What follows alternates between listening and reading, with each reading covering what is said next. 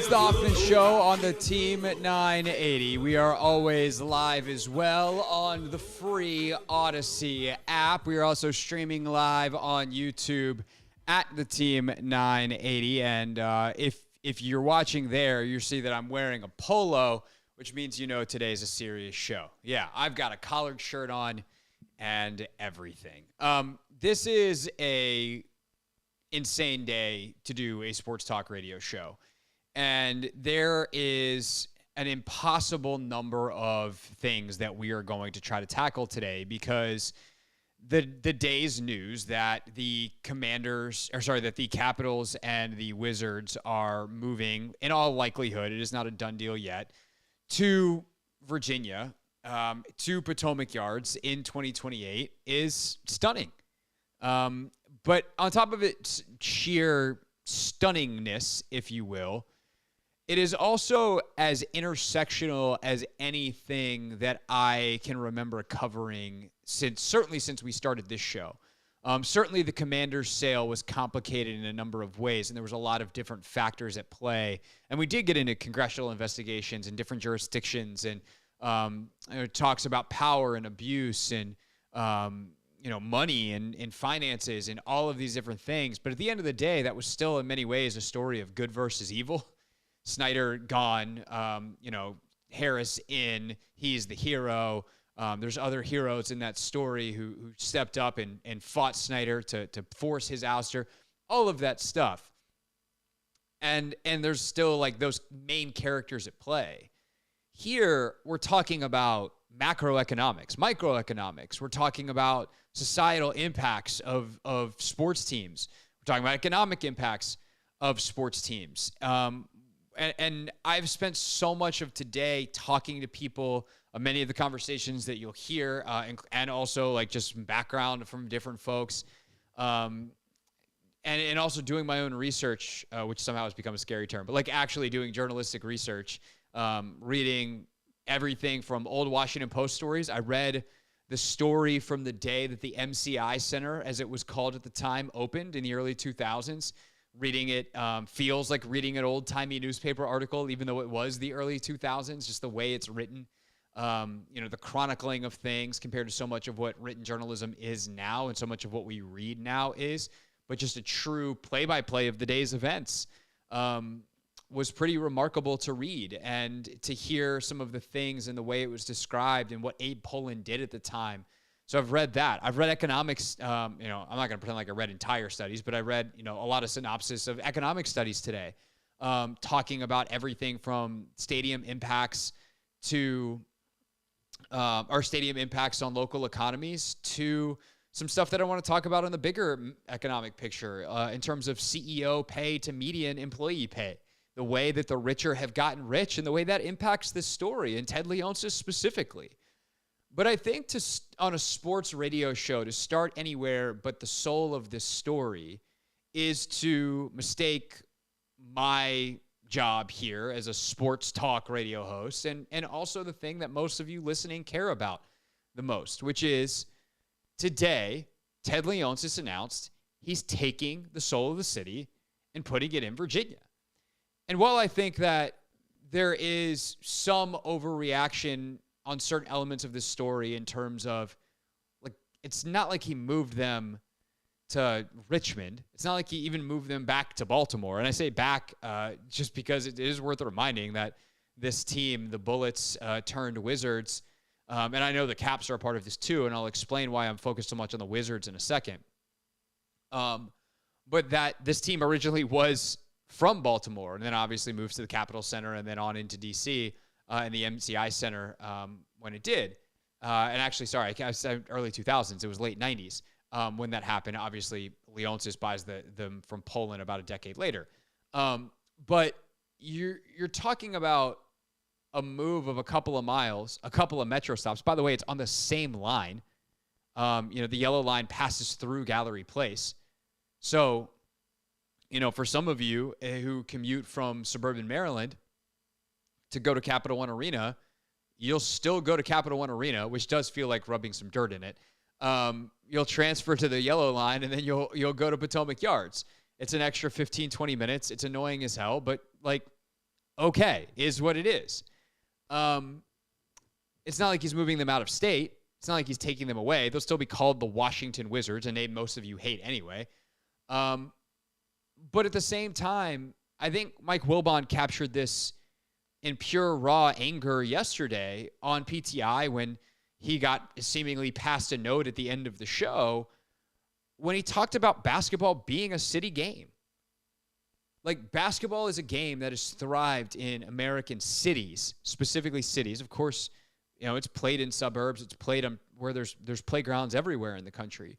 But in so many ways, the soul, the culture of basketball is a city game. And few cities have the basketball history of this one, of DC. And I think because of that, the Wizards have smartly and to their credit leaned into that, especially over the last 5-6 years, but even beyond that. I mean, they're literally unveiling a court in a couple of nights, 2 nights from now, in fact, December 15th, that is steeped in a part of DC history that most of us didn't know about. A lot of people still don't care about, but to the very least, like, most of us who lived in the district didn't even know about these boundary stones. Like, they got so deep into DC that they're talking about boundary stones. On a much simpler level, they wear their city edition jerseys that say the district on them. And I don't think I have to be coy about this. And, like, this is going to be a show for adults. I don't mean to say that in a patronizing way, but, like, we're going to talk about some heavy stuff today. We have a guest coming up at 5 o'clock who's a world-renowned economist. Like, this isn't your average sports talk radio topic, and thus this will not be your average sports talk radio show. But, like, there is a racial element to this as well. D.C. is Chocolate City. D.C. has historically been a black city. And the fan base and the player base in the NBA is obviously heavily skewed black as well compared to every other sport. And to rip that from the district has to be talked about. And this is why also, like, we just accept the fact that the Capitals and the Wizards are a package deal here. And I think this move is actually great for the Caps. I think the fan base is larger in Virginia. Obviously, hockey is a more suburban sport in terms of who is playing it. I don't need to tell you that hockey skews the other way racially, and the way the demographics of the suburbs skew, and especially the Virginia suburbs. There's also some terrific, like, youth hockey clubs, many of which the Capitals have helped build since they moved their practice headquarters to Northern Virginia. So there's a great synergy there. We just accept the fact that it's okay to, like, move these teams together because one guy owns them. It doesn't have to be that way. Most teams or most cities don't have people that own 2 teams and just move them around all they want. Like the basketball arena and the hockey arena sharing, like, that's not terribly uncommon. In fact, I would say it's probably fairly common. Not always under the same owner, although there are plenty of other setups like this. But this shows the problem with one dude owning so much of the thing that millions of people care about. This is a great business deal for Ted Leonsis. That shouldn't be a reason to move a team like the Washington Wizards. And I think we need to be able to hold those thoughts in our heads together critically. And I've listened to some of my colleagues today talk about, oh, Ted's this, Ted's that. I don't give a rip about Ted Leonsis. I care about you. I care about me, frankly. Not as a journalist, but as a sports fan. But I care much more as someone who has this job as a journalist about you. I care about the listener who is, my listener is their fan. That is inherent in what I do as a sports talk radio host. And I know that the people who care about the Washington Wizards the most, those that today are going to wear their Washington Bullets gear, like my dear friend Clinton Yates, who will join us at 5:30 today, are crushed. And they should be. Those are valid feelings. And for a city game to be ripped from the city like this is wrong. It's just wrong. And I don't care if it's good business. You don't get to own a sports team to just be in business. Now, luckily, I think this is a good thing. Sports teams have gotten to the point where most of them make money. And frankly, this is another thing on the Caps versus Wizards, not to pit them against each other, but, like, this is a part of the discussion. The Wizards matter way more than the Caps because the Wizards make the money. The NBA makes money hand over fist in a way the NHL does not. And so if we're talking about which team gets prioritized, I'm sorry, Caps fans. I'm sorry, Alex Ovechkin. I'm sorry, everyone this is going to upset. But the Wizards are more important if you want to be a businessman. And I don't think this is good for the Wizards. Not spiritually, at least. Maybe it's good economically, sure. And I think there's also a fact that needs to be said, that if the Wizards hadn't been mostly irrelevant for the last 40 years, the economics would look very different. Moving the Warriors out of Oakland was hard for those owners, and they felt, I think there was some genuine crapness about it. Now they moved to a different city in the Bay Area. They still kept it urban. It just went San Francisco instead of Oakland. But part of the reason that was so tenuous is because the Warriors suddenly were awesome. But unlike even the Wizards, the Warriors had a great fan support in Oakland for 40 years. Oracle was rocking when the Warriors stunk. Cap One's a dud. I go to a lot of Wizards games. Ain't a lot of people there, at least to see the home team. Fill up when the Knicks are in town. It fills up when the Bucks are in town. People want to see Giannis. Be LeBron fans there when LeBron's in town. The numbers would look different. All of this would be different if Leonsis didn't mismanage the team for the entire 25 years he's been here. And so there's a lot of factors at play. And I'm just getting started. Because at the end of the day, if you leave over $600 million when you just made millions upon millions, a couple $100 million because you were willing to go into business with the Qataris. You were the first NBA owner to say, oh, we can do business with sovereign wealth funds now? Sweet.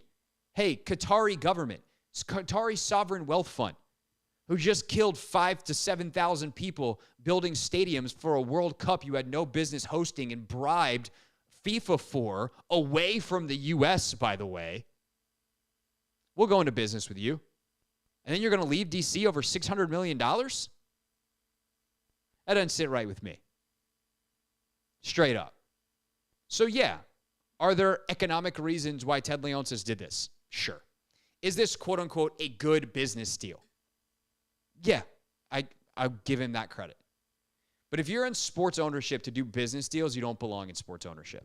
And that is just where I sit as a sports fan who is frankly sick and tired of seeing rich people ruin things that I really enjoy that should be shared by all of us. It's the Hoffman Show. We're on the Team 980. We're always live as well on the free Odyssey app. I will get more into some of these numbers, some of the things I was thinking about today next. And then we'll actually be joined by someone who's going to answer questions from Monumental about all of this. Jim Van Stone, the Chief Operating Officer of Monumental Sports, will join us at 5:30 here on the Team 980.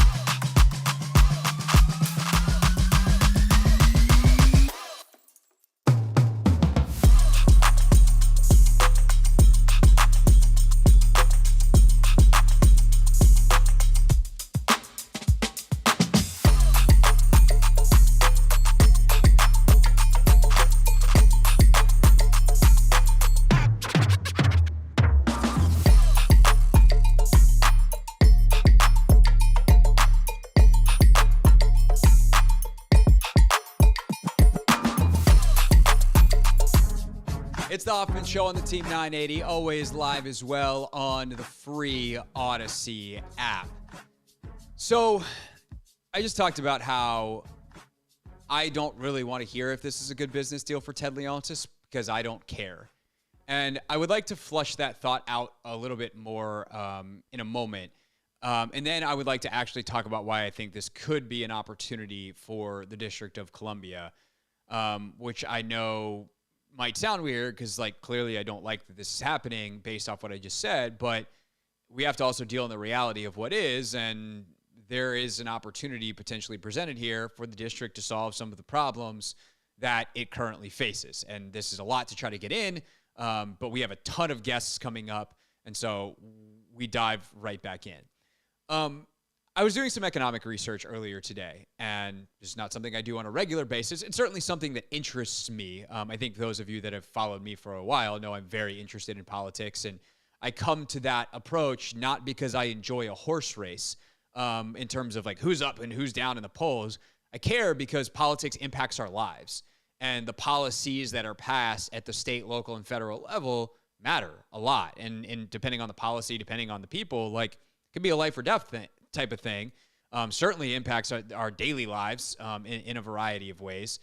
And the way that the economy has evolved over the last 60 years is pretty ridiculous. And I'll explain in a moment with some numbers. But I say that to say, when we look at these things as sports franchises, as public trusts, which Josh Harris has talked about, hey, I know when I bought the Commanders, like this team means a lot to a lot of people. It is a public trust. Leonsis, even today, like tried to spin it like, hey, this is good for the DMV. And I will give him that credit that at least he tried that. He didn't try to say like, oh, this is actually great for DC. He's like, look, we make no bones about the fact that the DMV is our fan base, and we think this is going to be good for everyone overall. But the fact that Ted gets to like make that decision along with his advisors and whoever else is like, it bothers me because rich folks own everything. And you're like, well, Craig, that's how the world works. It's not always how it worked. And at the very least, the rich folks used to not be nearly as rich compared to the rest of us as they are now. And I think this informs my agitation. So we want to say this is politics. Fine. I don't care. Today's the day we have to talk about this stuff because it matters. Since 1965, according to the Economic Policy Institute, the CEO to median worker ratio. So you take every worker in a company. If you're not, if your math from back in the day is a little rough, mean, median, mode. What was all that stuff? Mean is the average. Mode's the one that comes up most often. Median's the one that's dead in the middle. Take all the employees in the company, line their salaries up in order. Go to the one in the middle and say, hey, that's our number. That's our median, right? That number was about the CEO number was 20 times higher than the median number. 20-to-1 CEO to median worker ratio, which sounds like a lot, but like really isn't. CEOs, I'm not saying the job's easy and there's not a lot of liability and you're not responsible for a lot of stuff, especially at like mega major corporations. You're responsible for hundreds of thousands of people in some of these, or like a company like Amazon, you're responsible for literally hundreds of thousands of people, some tens of thousands of people. So, multinational type of stuff, the amount of power players that you work with. I'm not saying CEOs shouldn't be highly, highly compensated. Their jobs are very, very difficult and very, very high stakes. And if someone way below them makes a really significant error, they might have to own it and take the fall.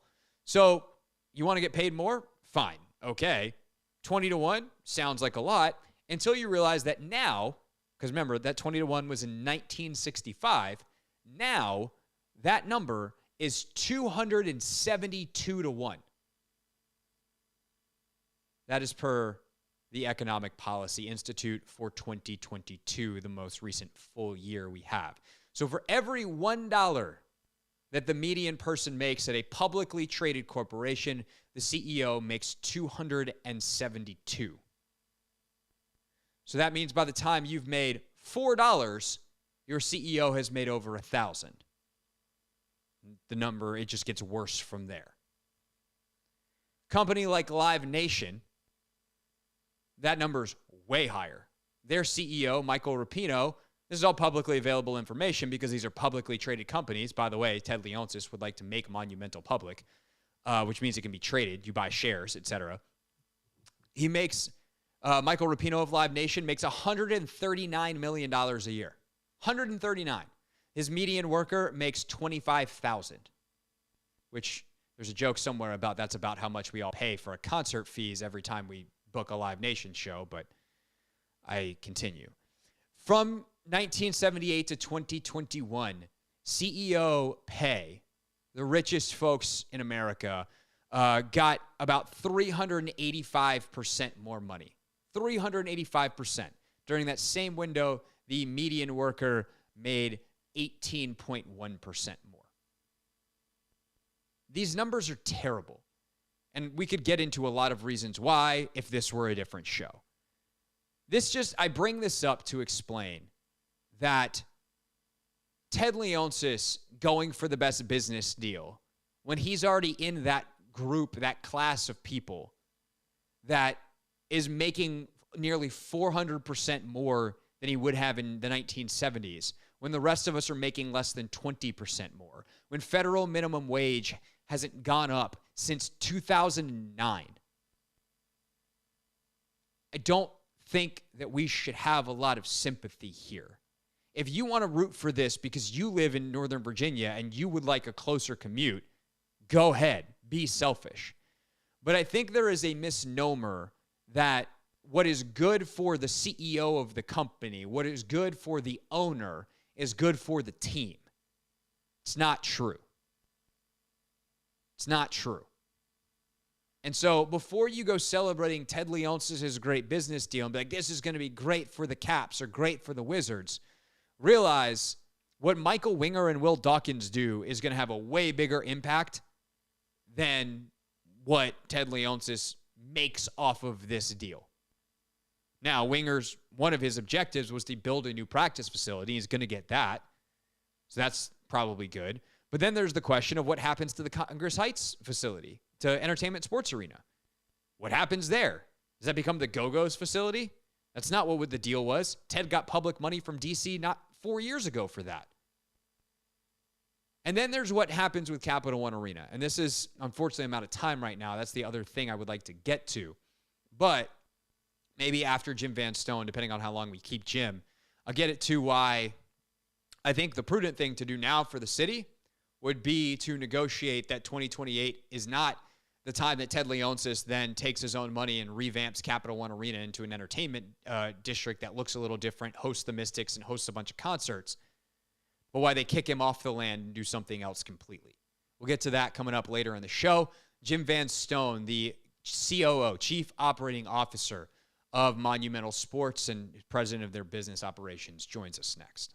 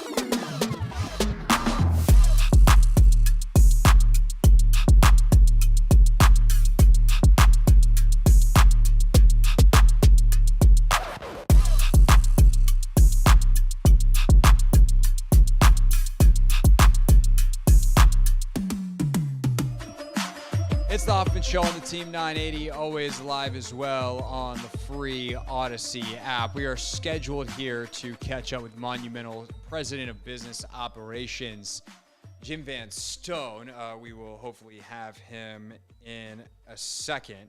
And Anthony, I just got a note. For some reason, the phones are not letting him dial in. I am going to forward you an email, and we will have Jim Van Stone on in just a moment. Always fun when this happens when we're on the air. And Anthony, I think I just sent that to your Odyssey email, so please check that one. It has a cell phone number in it for the communications person, and then we will get Jim Van Stone on the show.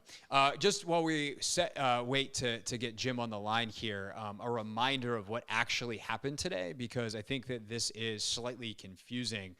This is not a done deal. Now, do I think that it's going to change? Absolutely not. Do I think that in 2028, the Wizards and Capitals will be at Potomac Yards, as long as they can get the construction done on time? So there's at least some doubt there, because construction is construction. Who knows when it will ultimately get done, but they're giving themselves 4 years. They're going to obviously push hard on this. If the state commits to this, they are going to make sure that this gets done with every fiber of their being. Leonsis is obviously going to commit tremendous resources to this, because it'd be pretty embarrassing if it's not ready for the season.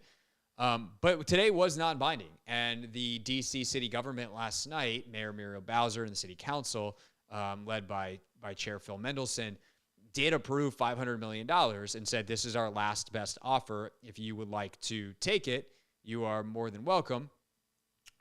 If not, then I guess you're going to Virginia, which also leads to a pretty interesting question in terms of like what happens next at that Capital One Arena site. Anthony, not getting through here? What's going on over there? No, not yet. Okay, still nothing. Which is always fun. But you've got, you have this this proposal that's announced with this gigantic press conference, and then it's still got to get all of the assembly approval. And what we've seen at this site before, when Jack Kent Cooke tried to move the Commanders here in the 90s, is that the neighborhood is going to put up a fight. There were protesters there today, and the people who represent Alexandria and are going to probably have some things to say. Some might be for it, some might be against it.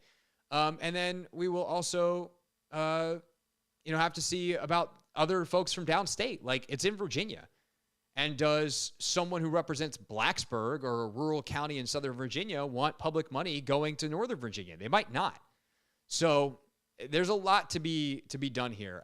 Tell you what, Anthony, let's break early here and then save time on the back end of this to go a little longer with Jim. So I'm going to go ahead and let's break right now, and I'm going to help you as opposed to me trying to text and talk at the same time.